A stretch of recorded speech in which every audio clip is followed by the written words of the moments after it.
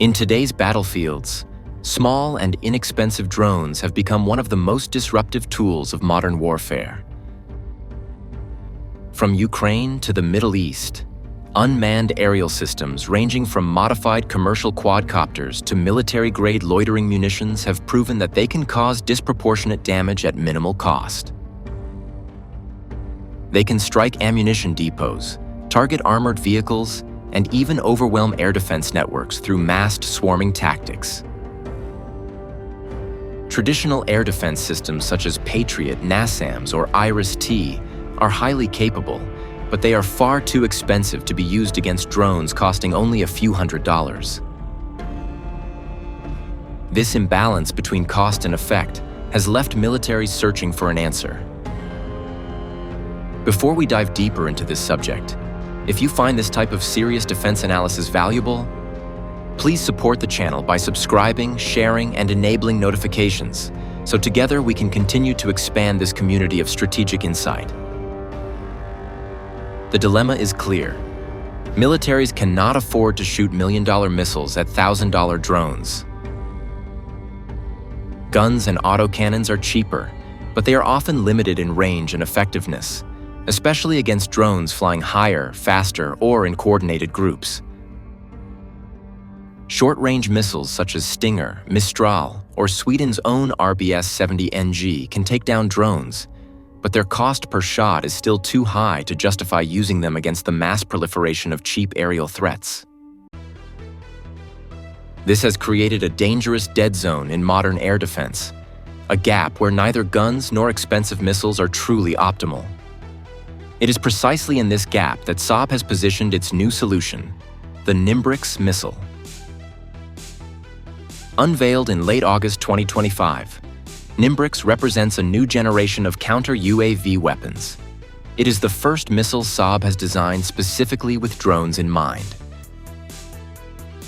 Compact, lightweight at under 3 kilograms, and less than 1 meter in length, it is a fire-and-forget interceptor optimized to eliminate drones at ranges of up to 5 kilometers. Unlike traditional anti-air missiles, which are engineered to hit high-speed manned aircraft, Nimbrix is tuned for the drone threat profile. It uses an active seeker that allows the missile to independently lock on and chase its target after launch. Its warhead is designed for air-burst fragmentation, spreading lethal fragments to maximize the chance of neutralizing small and agile drones. In short, it is simple to use, affordable to produce, and efficient against the specific category of threats that are now saturating battlefields worldwide. Saab's logic is straightforward.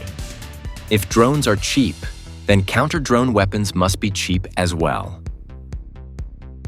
Firing a Nimbrix should not mean bankrupting a defense budget. This philosophy mirrors Sweden's long tradition of pragmatic defense innovation, solutions that are effective but also cost-conscious.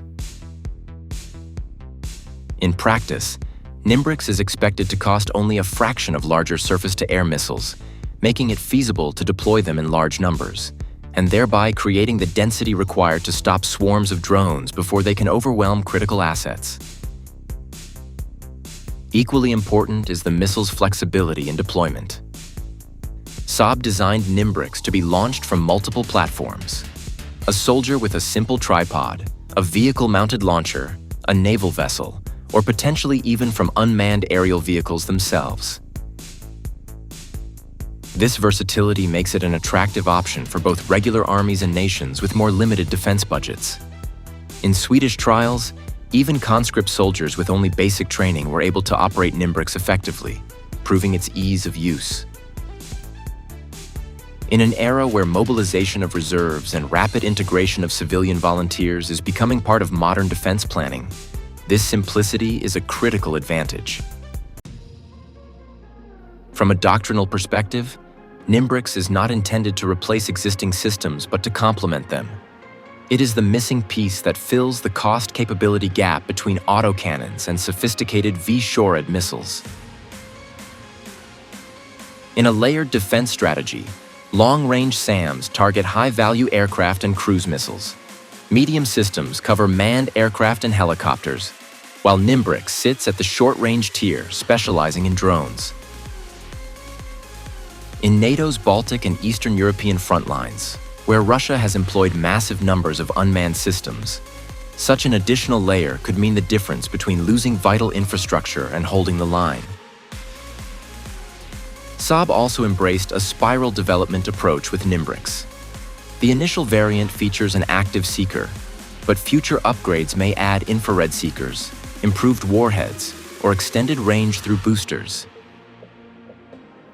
This modular philosophy ensures that Nimbrix can evolve as drone threats evolve, without forcing militaries to constantly replace entire systems. It is not a static solution, but a flexible platform designed to grow in capability over time.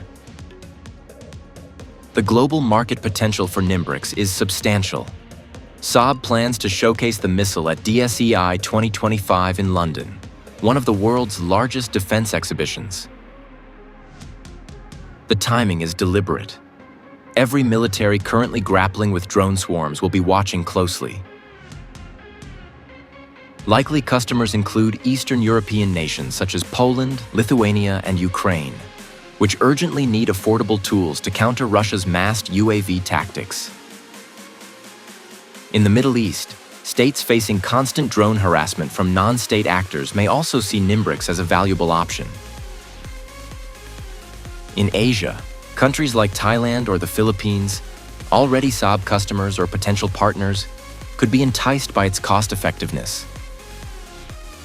The competition will be fierce, with American systems like Coyote, Israel's Tamir interceptors from the Iron Dome, and South Korea's upcoming counter-UAS solutions already vying for contracts. Yet Saab's niche, affordable, lightweight, flexible, gives it a clear comparative advantage. The symbolic impact of Nimbrix should not be overlooked. For Sweden, newly integrated into NATO, this weapon is both a contribution to collective defense and a statement of relevance. It positions Sweden not only as a consumer of alliance security, but also as an active provider of innovative solutions. For Saab, it marks a transition from focusing primarily on multi-role systems such as Gripen fighters or CV-90 infantry vehicles, to carving out leadership in a very specific and urgent problem set: countering drones. Looking forward, the operational significance of Nimbrix is likely to grow. In any conflict where drones saturate the skies, the ability to deploy dozens or even hundreds of interceptors cheaply could alter outcomes. Imagine an armored battalion shielded not only by heavy air defense, but also by mobile teams equipped with Nimbrix, capable of denying drones from observing, targeting, or striking. Imagine naval vessels adding an extra defensive layer against reconnaissance UAVs or loitering munitions. In such scenarios, Nimbrix is not simply a missile. It becomes part of a doctrine of resilience against the democratization of air power. In conclusion, Nimbrix is not about replacing the Patriot or competing with the F-35. It is about filling the forgotten middle ground, the overlooked cost-effective tier of air defense that modern warfare has made indispensable. By being cheap, light, and adaptable, it reflects Sweden's defense ethos: efficient solutions tailored to real threats, not prestige projects. In the coming years, it may well become a global standard for short-range counter-UAV defense, shaping how nations construct their air defense architectures in the drone era.